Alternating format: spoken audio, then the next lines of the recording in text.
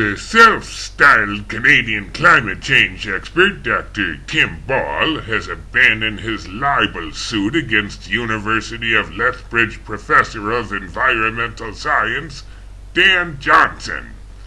Ball dropped the suit without conditions, but also without acknowledging that Johnson's original comments were accurate and were reported in good faith.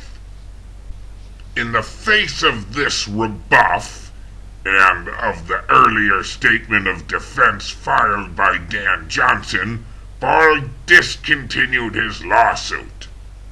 Since his retirement from the University of Winnipeg in 1995, Tim Ball has worked as an industry-supported climate change campaigner, sowing doubt about the science of global warming. He first associated himself with a Calgary-based group called the Friends of Science, which the Globe and Mail reported in August of 2006 was funded primarily by the oil and gas industry.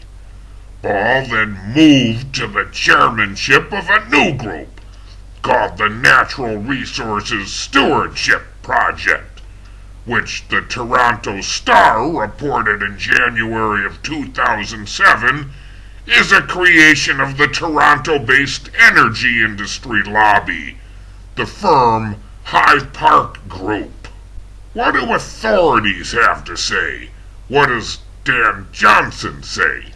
Quote, "I never intended any specific damage to Tim Ball's reputation," Dan Johnson said today, "but climate change is a critical global issue and I thought it was important to set the record straight.